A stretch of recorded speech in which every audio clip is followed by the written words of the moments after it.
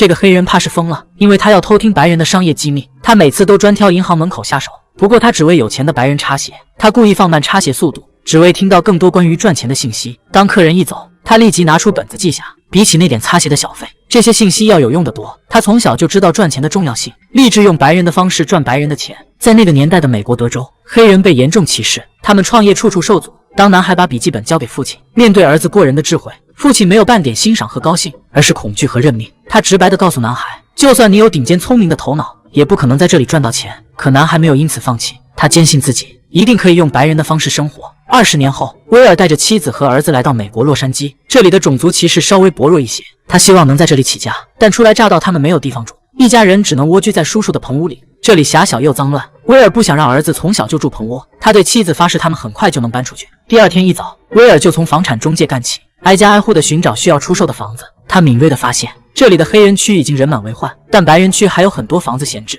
黑人有经济实力和租房需求，却苦于找不到房子。如果能买下白人控制的房子，再租给黑人，赚钱的商机这不就来了吗？他跟妻子说，咱们的家当也只有4万，即便是买下房子也没钱装修。这时妻子跟威尔说，你可以找业主谈一谈。接着他找到业主说，你的公寓标价4万，但入住率只有50%，那不如把房子卖给我，我现在给你3万，等我把所有的房间全租出去，再给你2万。业主表示很欣赏威尔的头脑，但自己并不想做有风险的生意。威尔表示理解，自己本来就没有任何信任可言，更何况自己还是黑人。临走时，威尔突然注意到业主身后的日历，上面写着某银行经理赠送。这下有办法了，他告别房东，转身来到这家银行，请求跟经理面谈，但前台歧视黑人，经理就在身后，他却说对方不在。威尔只好在银行外面苦等，直到经理下班出来，立马上前拦住了他。威尔说，我是您的客户杰克的朋友，我打算贷款买杰克的房子，对您的银行有很大的好处，希望您考虑一下。毫无疑问，银行经理拒绝了他。很快威尔接到房东的电话，你是不是用我的名义到银行贷款？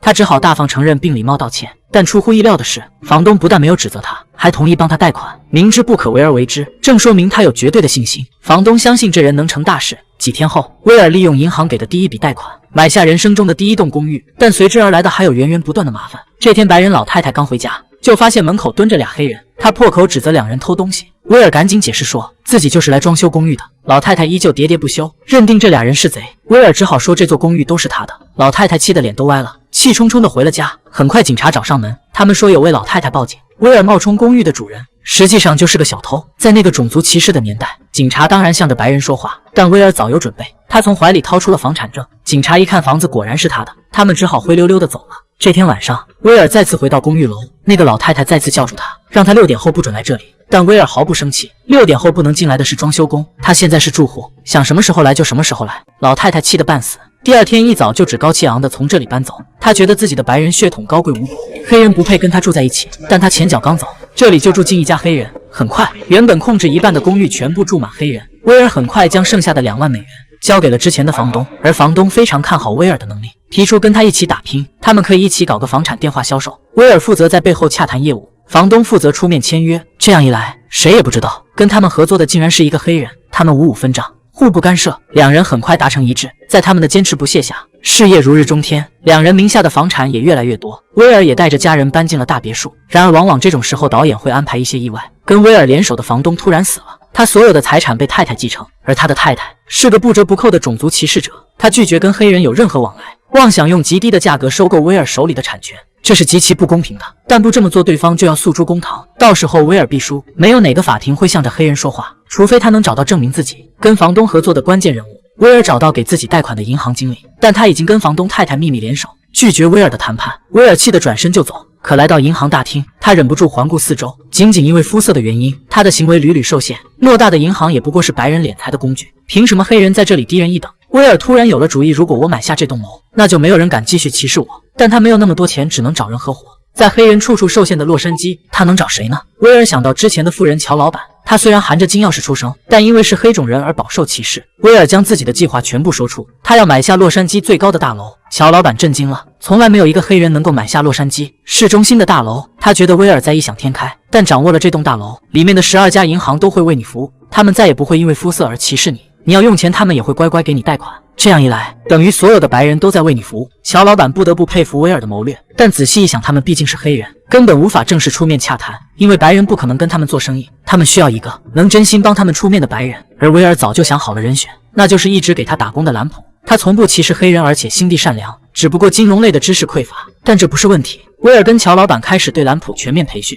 早上6点学有钱人打高尔夫球，中午1点学习房产金融知识，晚上8点开始学习上流礼仪。就这样，经过1个月的训练，兰普包装变身成功。接着他坐上豪车来到高尔夫俱乐部，而乔老板伪装成了司机，显然这是他们安排好的。在这里，兰普认识了银行的老板。经过一段时间的接触后，兰普和银行老板逐渐熟悉起来。就这样，他争取到了收购大楼的机会。接下来就是谈判了。威尔先帮兰普做好一切准备，他先在天黑后数大楼的亮灯数目，算出了这栋楼的空置率，再通过大楼的年收入、年运营成本和收益率算出大楼估值，提前做好了任何可能计算到的数字，让兰普背下这些数字去谈。结果不论对面的大老板吹牛也好，忽悠也罢，兰普始终先一步说出了精确的数字，这让大老板大惊失色，他一旁的会计老哥也黯然失色。他俩到最后被深深的上了一课，最后将原本240多万的大楼用156万就拿了下来。从此男主出入这栋大楼，每家银行的行长都来跟他握手，而当初的银行经理看他的表情你就知道有多尴尬了。有了银行的支持，他们开始在白人区疯狂的买房，装修后再租给有为的黑人。就这样，黑人的居民区逐渐扩大，很快他们的房产高达182处，房产遍布整个白人区。一时间，黑人创业的故事轰动全美，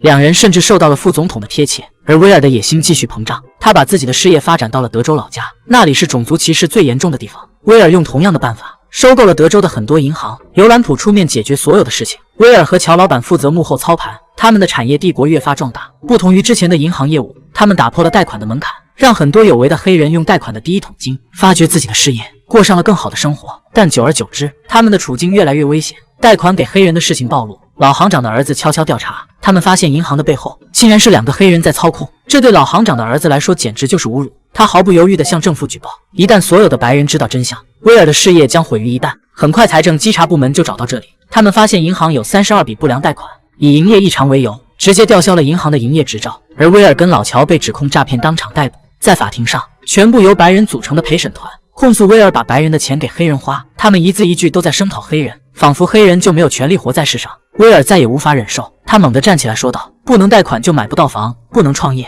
只有更多的人创业，美国的经济才能更好。你们为什么要将这些置之度外，去做损人不利己的事情呢？”最终，威尔依旧无法改变一切，他跟乔老板被判入狱3年，182处房产全部被没收。出狱的这天，妻子上前跟威尔说：“我们已经一无所有了。”可威尔却和老乔相视一笑，其实他们还有2处房产。原来在出庭之前，威尔找来兰普，威尔在权衡利弊后让兰普推卸掉责任，偷偷去巴哈马帮他们买下了房产，而这些房产也成为了他们重新起步的基石。后来他们又带着钱返回美国，继续买房租房，而这一举动也为后来的黑人平等做出了巨大贡献。他改变了法律，改善了黑人在投资领域的限制和所受到的歧视。这个大格局的胸怀抱负和牺牲精神，也在真正意义上让他完成了自己身份最完美的蜕变。他们不停冲击着种族隔离制度，在他们的努力下，美国国会通过了公平住房法案，禁止在租房销售和租赁中存在种族歧视。这部电影是根据真实事件改编，威尔用自己的力量为同胞争取到了最大的公平。